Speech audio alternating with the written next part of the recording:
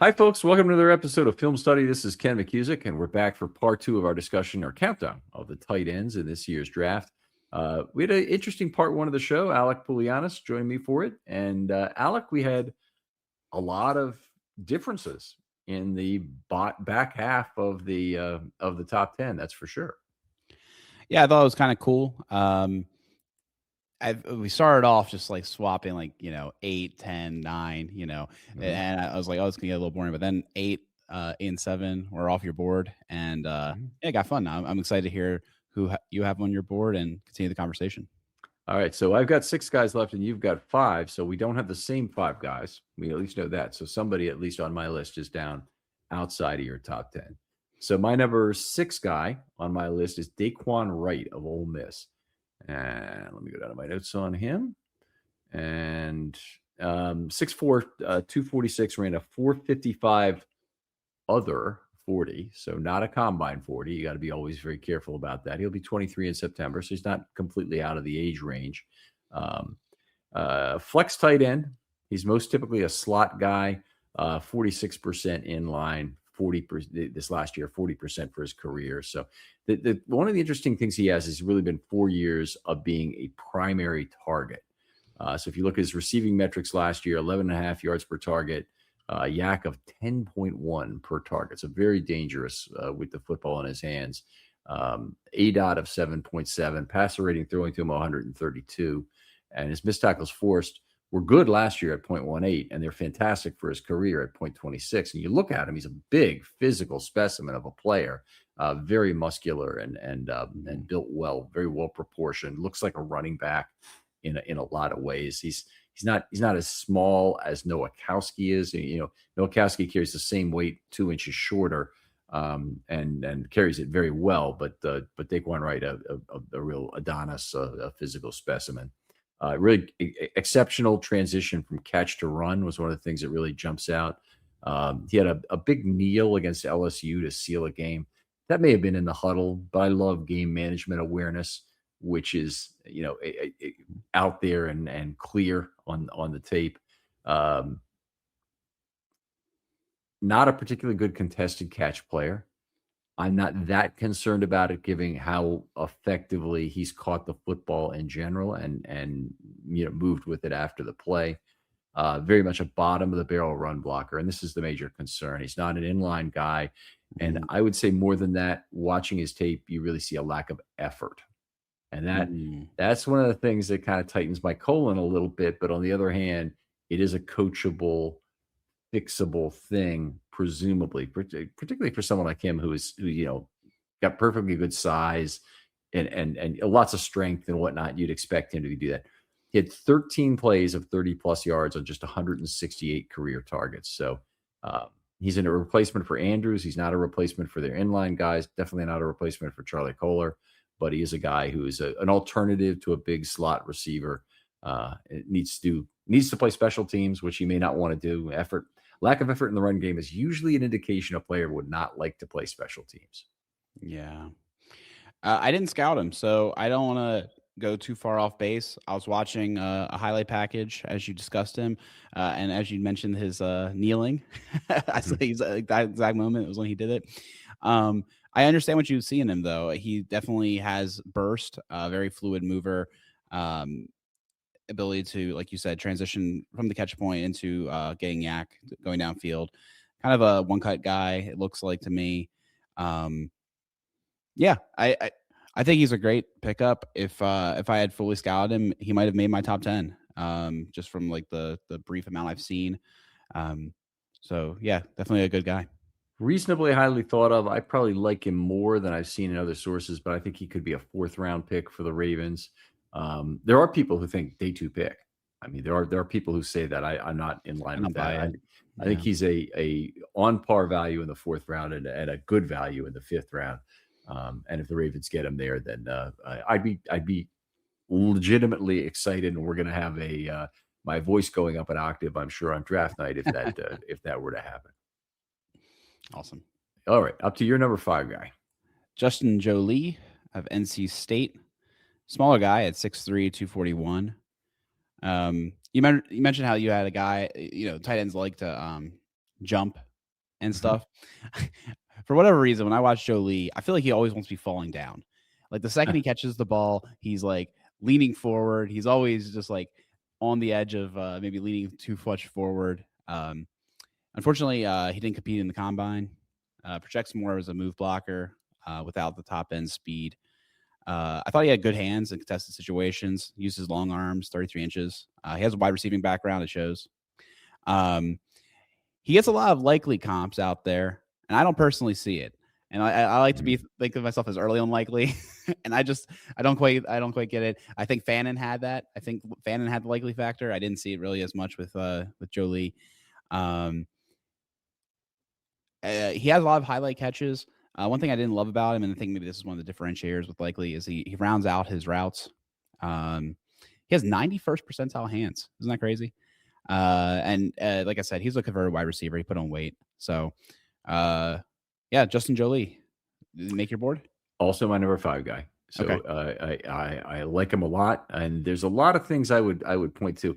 I think I can see some of the likely comps. I'll take the other side of that coin as part of this discussion. Is he's a really good contested catch player, and that's one of the things we saw Sure. out of Okay. Likely from 23 to 25 was a lot of going up for the football over smaller defenders, and he's able to do that. I mean, even Likely's last catch as a Raven was that incredible fourth down conversion between two Steelers on the back end, where the Steelers think they've lost the football game. And their sideline is despondent over Likely's grab made in there. Only played about 45% in line. It's the results so far in relatively few pass blocking snaps, have been just fine, but I wouldn't trust it at the NFL level. I don't think that's where he's suited to make his money. Could be a guy like Likely who blocks in level 2 and level 3, but I don't see him being a guy who is part of a major part of a blocking scheme against a big defensive end that you want to try and stop. It's certainly not someone where you might be down blocking on a 3-tech and he has to take that defensive end alone, or after a chip from an outside tight end. I just don't see that at all. But he's got a fair amount of elusiveness in the open field, despite a very low yak. His yak was 3.6 last year. This may go with a lot of your fall down king stuff. 5.5 for his career. So that's a lot better. He's had a massive number of career targets. He's got probably the most of any draftable tight end, or it's very close anyway, with 233 targets over 4 seasons. I mean, that's like an NFL. It's like a high utilization NFL tight end to have that many targets. So, but it's been impressive, at least in that way, that they've been trying to get him the football. He also was the bailout target for Bailey. And so that meant he's probably got some decreased value marginal targets, as we talked about with some of the other guys in the first show. And that's, that probably dragged down his overall stats, which are not that good. Yards per target at 7.1. The passer rating throwing to him is 94 last year, 100.5 for his career. So that's not really that exciting. He's got some sideline awareness. I think I understand the comp for Likely, and he is, I think, a likely replacement insofar as he won't play in line much, and he'll have to make his living blocking as Likely did. The chance of him reaching Likely's level, I think, is not particularly high. Sure. Yeah, I can buy that. All right. So that's my number 5 guy. Also, we jump to your number 4 guy, and I'm guessing now we have the same top 4 guys. Yeah, and I'll be honest with you. I moved some guys in the last minute, 11th hour movement. I watched a little bit more. So my number 4 guy changed from when we were at the baseball game. But Okay. Michael Trigg is my number 4 now. Out of Baylor. These Baylor guys, they usually fail me, so I'm a little skeptical there. But 604, 240. The guy's dynamite though. He has some crazy catches that you'll see. Really good body control, fluid mover.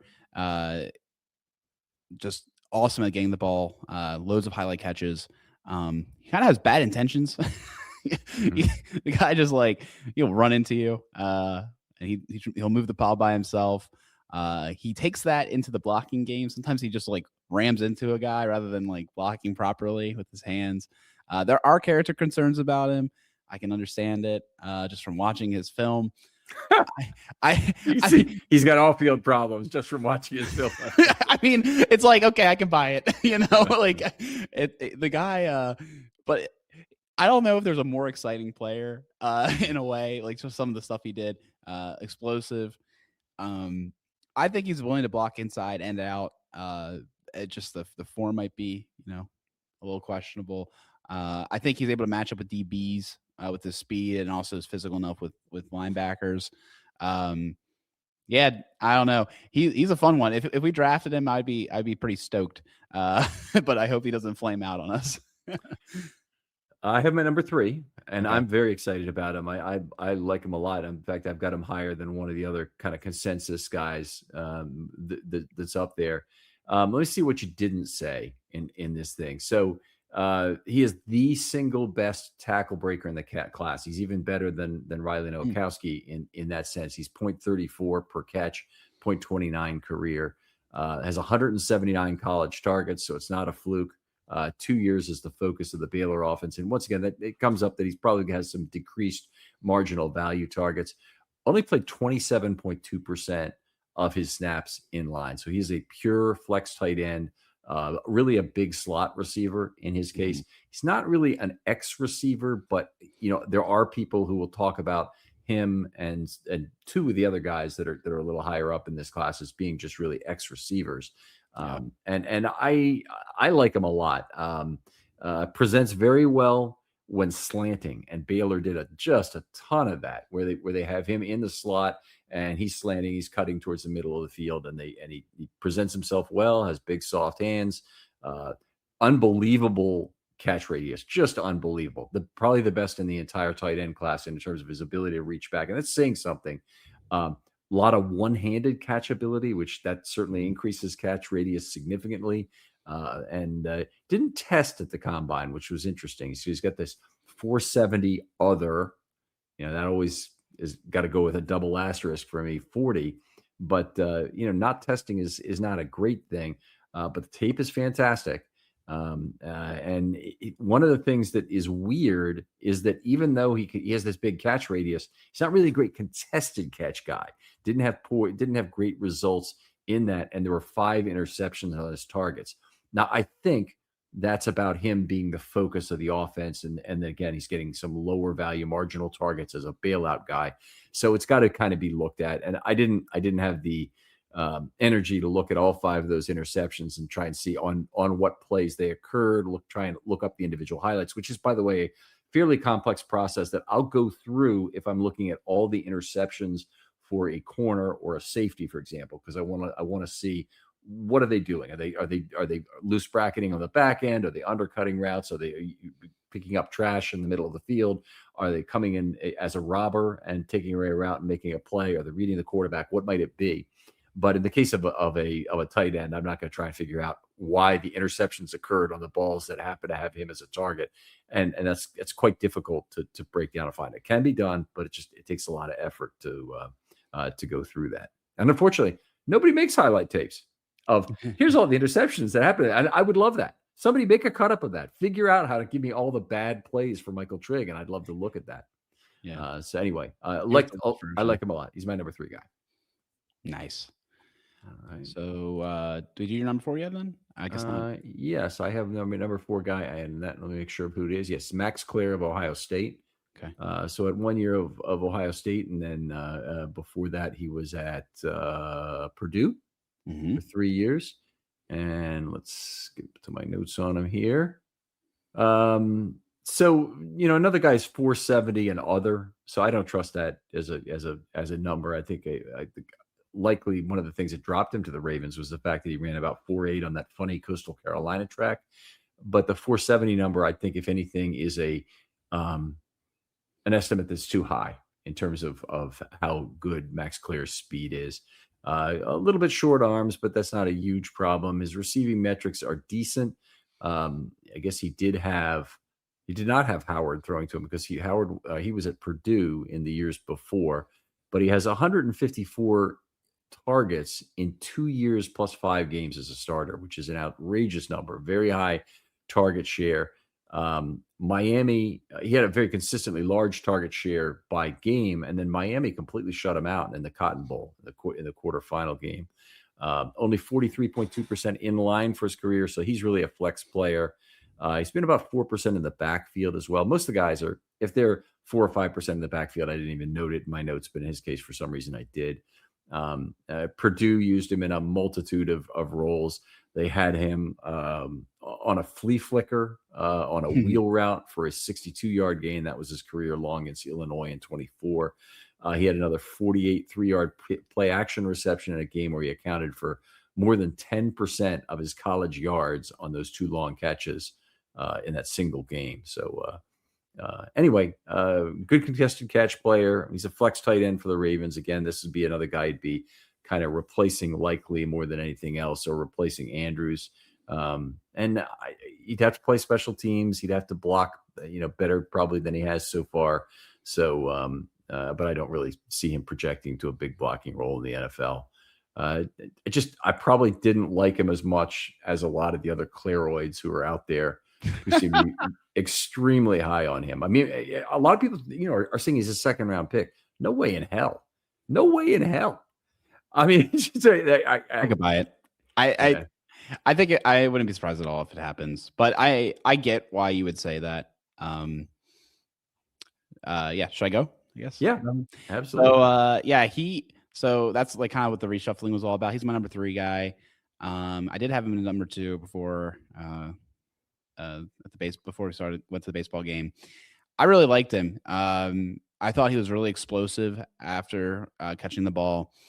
You have to really go back to the Purdue tape though in order to see him be the focal point and kind of all the things that happened. He kind of got lost in the shuffle in that Ohio State offense with many, top playmakers. He only maybe got 3 or 4 targets a game. Shouldn't that have helped him? Shouldn't that have helped him if you've got all these other targets around? We talked about decreased marginal value of targets that our bailout guys face.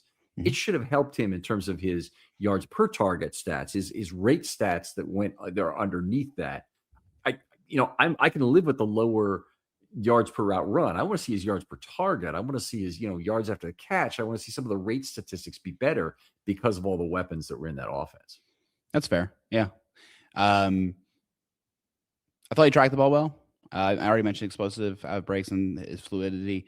I thought as a blocker, you can kind of tell he's like newer to it. He gained a lot of weight in order to play tight end. He actually was also a baseball player coming into college, and I think he's definitely passable though as a run blocker. But I don't think that's what he's going to make his hay on, like you mentioned.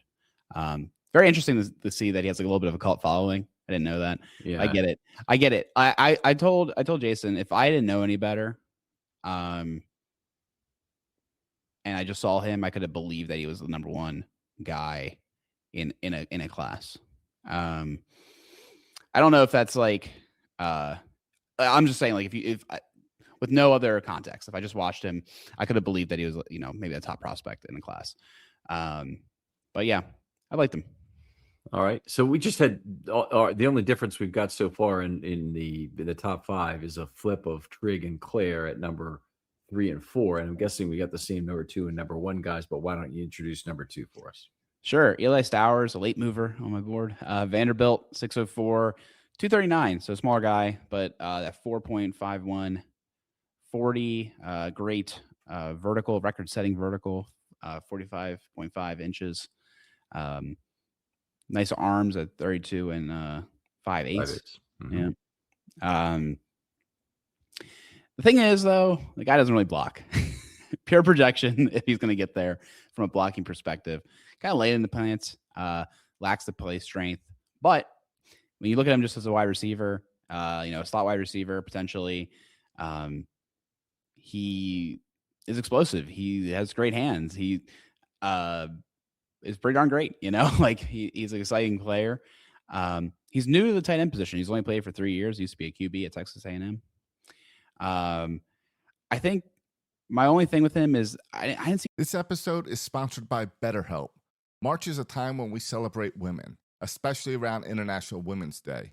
And it's also a chance to recognize how much women carry every single day at work, at home, in relationships, and in their communities. So many women are balancing responsibilities that often go unseen. For me, it's a good reminder to pause and appreciate the women who make a difference in our lives.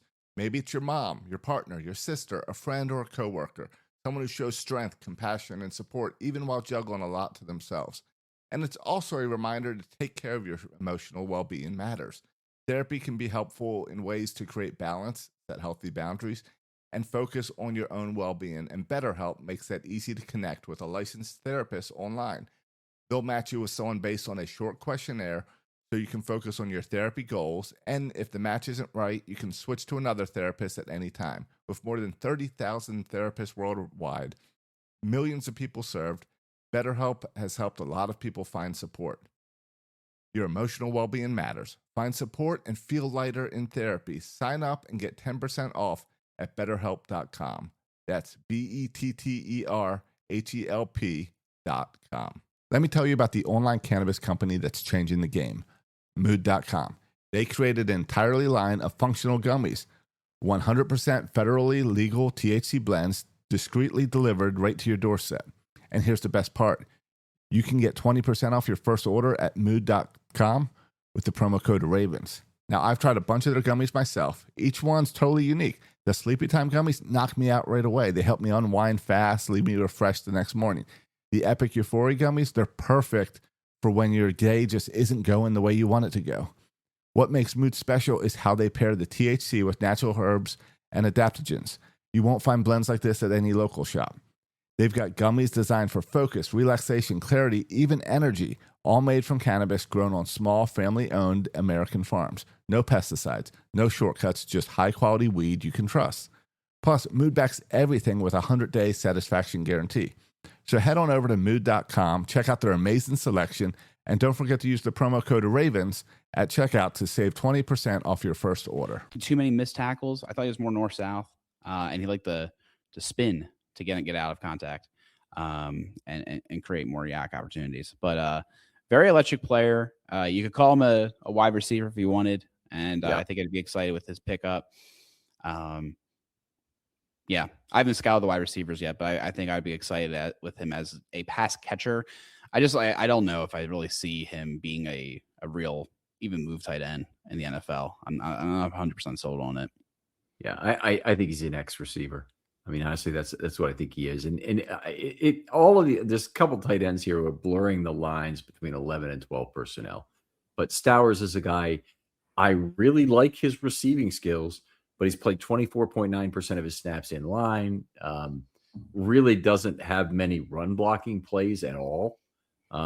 Very polished route runner, though, and presents well in the zone. If you look at his yak also, he's got 6.1 yak per play. And that on the surface, there's a lot of tight ends who are in that range or higher. But he doesn't get his yak by catching the ball behind the line of scrimmage. Yeah. And he's crossing the middle of the field between level 2 and 3, or he's behind the defense. And he's picking up a lot of yak that way. I mean, he's a guy who is a very dangerous receiver. He played with a running quarterback. He was an extended play bailout option, which probably reduced his statistics, if anything. But he still had 9.0 yards per target with a not particularly great quarterback and a 101.5 passer rating. This last year, 109 for his career. He's got 10 plays of 30-plus yards in his college career. That's a really outstanding total. He's also got 3 years as the centerpiece of his offense and 202 targets at Vandy and New Mexico State combined.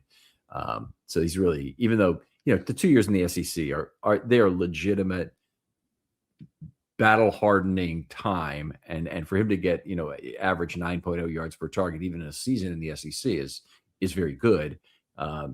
His MTFs strangely are mostly power. They're not speed, which is really, I mean, he does cause some angle issues for defenders that they don't always line him up properly to tackle him, and all of a sudden he's by them, kind of thing. Kind of a little like Keaton Mitchell, but obviously he doesn't have Keaton Mitchell's speed, but they underestimate his speed, and safeties can go to the wrong spot.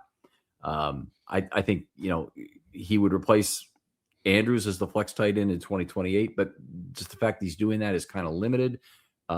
If you thought he could replace Bateman at the X receiver, you might be more excited about the pick. except you'd have to pay him like a wide receiver probably come franchise tag time, because that could be a first round pick. So he'd be a guy who ends up getting a franchise tag. And I think our last guy, those fiscal concerns are central to the story, are absolutely central to how you value him. But in Stowers' case, I think if he ends up being a good X receiver, it's just, well, okay, good. He's a good X receiver, but now we're going to lose him because of that. So anyway, liked him. I mean, there's potential there to be more even as a receiver, but very polished guy or as a route runner. I think you mentioned that, and I'm positive about that. But anyway, my number 2 guy, and I see him as a really a round 3 guy for the Ravens to get value on that. I don't think they can take him at 45. But if they took him at 80, I'd be excited about the value for him. And I know a lot of people would have him higher than that. So the Ravens probably don't end up with it. Yeah, I think so. You want to go to number 1? Absolutely. All right. Will Kazmarek out of Ohio State. No. All right. Kenyon Sadiq, Oregon. Honestly, I don't really want to say too much about him because I know you're going to have something really great about him, and he's awesome. He's absolutely built, a fluid mover. There's another level to his speed and his ability to pull away from defenders. You saw in his 40 time. Good vertical leap. Like would have been great if it wasn't for the fact that the Stowers tested as a tight end, right? And third best broad jump, physical blocker. His muscles have muscles, like I thought he had good technique when blocking as well. Ability to high point the ball. I mean, everything about him. He's a top tight end prospect. I would have him above Loveland and Warren last year, which is saying something because I really like Loveland. But this guy is special. I think his only demerit is he's 6'3", but he plays bigger than that and be a good pick at 14. I wouldn't be upset about it. Yeah, I'd be super excited about it. And I think there's more reasons than just what a good player he is and how unusual an athlete he is. But let's start with the fact that he's 6'3", 241, ran a 4.39.40. He turned 21 in March. He's one of the youngest players in the draft. Crazy. Okay. He's I believe he is the youngest of the draftable tight ends. When you think about it, tight end is a position where it is normal to be older and develop more physically because you're growing into a much bigger body, a bigger frame, and normally it takes longer to do that. He is the best athlete ever at the position. 100th percentile jumps. 40 is the almost the best there's ever been. Vernon Davis ran 4.38 way back when, but Vernon Davis didn't do the other things as well. He's a 154 10-yard. 154 10-yard. He benched 26 times. Nice. As a tight end. I mean, it's ridiculous. So there hasn't been an athlete as good as him. His receiving metrics are outrageous. Now, here's what I got to say about Kenyon Sadiq. Don't major in minors when you're looking at his receiving statistics. And I'm not trying to beat on anyone because I've heard this comment generally that the people want to point at drops. And he's got a 9% drop rate as PFF scores it for, I believe, his entire career, which is still a relatively small number of catchable targets with something like 8 drops career. So right now we know sample size is going to be a problem. Second of all, drops are often a correctable problem. Okay. But third of all, and probably most important, it didn't do a damn thing to affect his effectiveness as a receiver. He had a 139.9 passer rating throwing to him this last year, 139.7 for his career. So it's not like he's failed in that way. Nice high missed tackle force rate of 0.25 career that was down to 0.16 with a lot higher, I think, focus on him as a player they needed to defend at Oregon this last year. He has 2 years of higher volume play with very similar rate stats. So it's not like he had a fluky year or something to do it with the 139 last year, 139.9. He's played only 27.7% in line, which is about the lowest of the draftable tight ends. I think what with Stowers might have been lower. A couple of the guys were right around the same at the bottom. Yeah, Stowers was 24.9. So he's one of the lowest of them.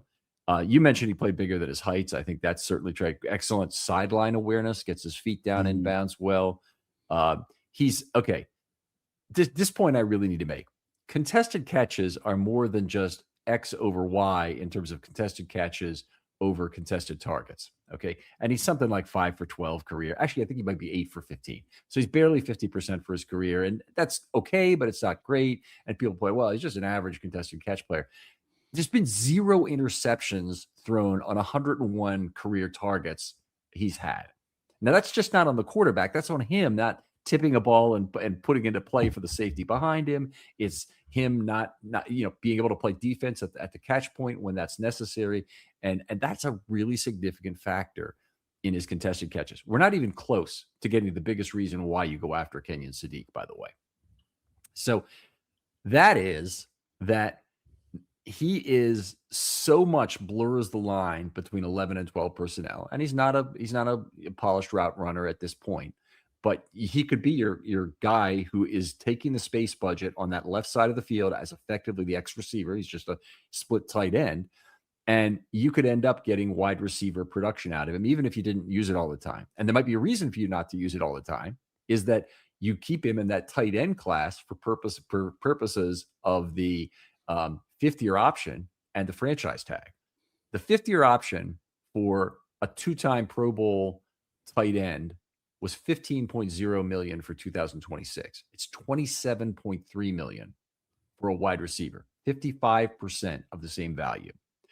It would be fiscal irresponsibility not to try and have a tight end in X receiver clothing if you have the option to do it. So that's why at number 14, Kenyon Sadiq is my guy over some of the top wide receiving talent in this draft. So, I mean, Jordan Tyson, I promise with a couple of things about Mekhi Lemon. Still think he's going to be a hell of a player, but I'll take Kenyon Sadiq over those guys. Sure. He's a guy who just brings the organization much more value. And by the way, the fact that he's got a fifth-year option year and then a franchise year that you can basically build into the start of his contract. He's going to be a Raven for 6 years. And even then he's only going to be 27 in that last year. Well, he's going to be 26 in that last season. But then, at that point, you have 2 years of opportunity to put that guy in purple for the rest of his career and put him in the Ring of Honor. Is there a chance of a bust? Sure. There's always a chance of a bust. But I think he's got a lot of so many positives and so much fiscally that's going for him that you hope. The question has been raised, by the way, very legitimately, is would he argue, I'm a wide receiver, I'm not a tight end, and somehow file a grievance against the Ravens? Usually what that results in is the player and the team getting together and hammering out a contract. Because, hey, we don't want it to be decided by the grievance arbitrator. We want this to be decided by us and just coming to an agreement on me staying in Baltimore for the next 6 years. Yeah, I also just don't worry about it too much because I think we'll use him as a tight end. Like I understand that he has that ability, but I think he'll be in line. Like I think that he'll block. Like, you know what I mean? Like I don't think he'll play such a role where it's so obvious he's a wide receiver that's going to become much of an issue. I mean, there's plenty of other tight ends that have, been basically just wide receivers and it never became a grievance. They had the problem with Suggs years ago on this, and they double franchised him, of course, and they agreed to go to a midpoint, I believe, between the defensive end and the outside linebacker number. Mm-hmm. It might have been all linebackers and defensive ends. And so defensive end would have been more money and Suggs wouldn't be called that. And the Ravens, obviously want to call him an outside linebacker. I think that's the way it was. Anyway, they came to agreement. Travis Jones this year, he had the Rashad Bateman late for camp or whatever it was thing. And that facilitated a contract with Bateman. It facilitated a contract to have that occur. And I think if you have this kind of dispute, it doesn't just act as a wedge between the player and the team. There might be a grievance filed, but the Ravens are really good about lubricating these relationships and getting it back in shape after that. So, Sadiq, no matter where he goes, he'll probably want to be paid like a wide receiver, even if he's a tight end. But they'll come to some agreement that I think makes sense for both sides. I love him as a player too. I don't want to let that get lost in all this. He's been terrific during his years, and he's so young. There is still room for growth. Yeah, it might be the most exciting part of his profile is that he's so young. We know that the Ravens value that. They mentioned it when they drafted Wiggins and just in general. You tend to go with the younger guy. Yeah, I think here's the thing though, right, Ken? Like we're all here saying it'd be great to get him at 14. I just don't see it happening. Like I just don't see him falling that far. You had Loveland and Warren go 10 and 11, if I recall correctly, last year, definitely before 14. And we're saying he's a better prospect. This class isn't as top heavy, right?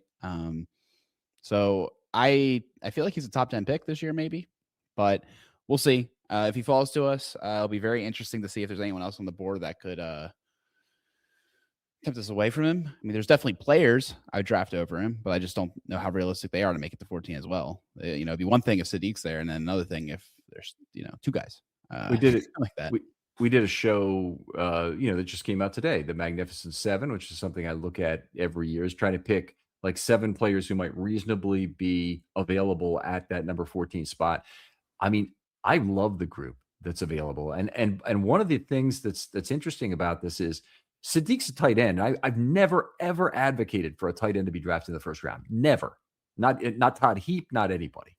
But this is a very specific, special case, and it's specific and special because of the fiscal concerns. If it weren't for that, I'd 18, 20, that'd be about the highest I'd be willing to go on Sadiq, maybe. But he shoots up the board because of this, and you might be right that he gets taken anyway before that. But there's so many good options for the Ravens because of their broad set of needs, which is a double-edged sword, of course. But they've got 2 good interior offensive linemen they might draft at 14 that I think everybody'd be happy with. They've got a cornerback I absolutely love, who if he falls to 14, I hope they don't pass on. There's a lot of choices that might really work out. Yeah, for sure. I'm excited about it. I'm glad we got the pick back. And we'll make the selection. I think he'll be a good player. I think 14 is a sweet spot in this draft where we're still going to have access to players that are exciting. And I think there might be a little bit of a fall off after. So, definitely a very, very exciting draft. And I don't have much more to say about Sadiq. I just think that he's going to be an exciting player wherever he goes. I just hope he doesn't bust and become like a Pitts situation. Although Pitts, even if they bust, they're not horrible. They're just not like these world changing tight ends that maybe they were built to be. OJ Howard or Yeah. Okay. Oh well, that's I mean, I can't deny the bust risk exists. I just think you have a guy coming to an offense like what the Ravens run. They face a lot of zone defense. Yeah. It's just going to be pretty darn easy for Jackson to get him the ball, and Jackson's extended play ability, a player like Sadiq, is gonna eviscerate defenses with that. So. I agree. I think he in particular should not fail here.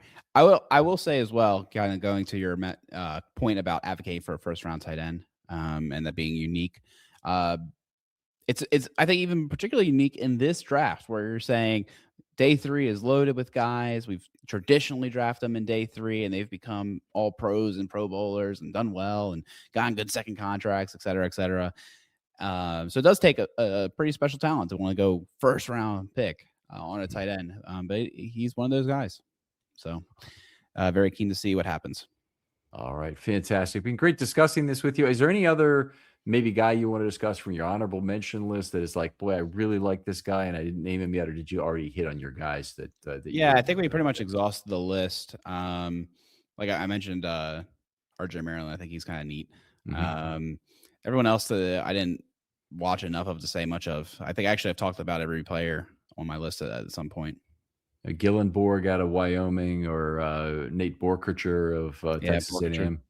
Yeah, I have them on my list, but I didn't have much to say about them. All right.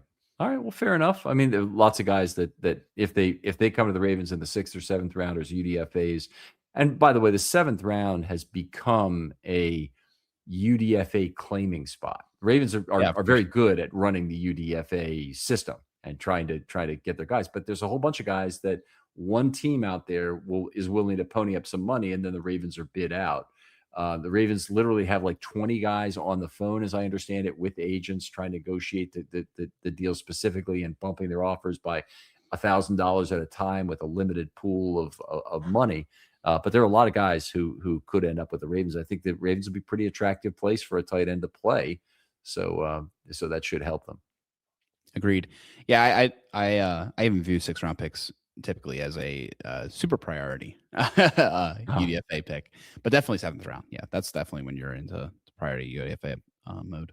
And you have almost no total draft value there, so your priority UDFAs you can lock up for relatively little JJ point value or really any system value. Truly. All right, Alec, always enjoy talking football with you. Tell folks where they can talk football with you online. Sure. You can find my website, Pulianas.com. You can message me on various social media sites. You can find me on Discord. I didn't mention that last episode. Very frequently chatting there about football. But yeah, feel free to reach out. Always good to talk football with you, Ken. All right. Really appreciate you. Other folks out there, please use hashtag Film Study Mailbag. If you have questions for Friday morning GM, a lot of people this time of year, hey, everything's really an off-season roster building thing, so that people want to generally ask their questions there. But if you have questions that you want an explanation of something, if you want to discuss a draft strategy element, I'm happy to do that, and I'd love to have you on the show. This time of year, I'd like to mix that in with the other draft content, which is obviously heavier and longer with some shorter content to attract new listeners to the show. Alec, thanks again for coming on. Thanks so much, Ken. We'll talk to you next time on Film Study.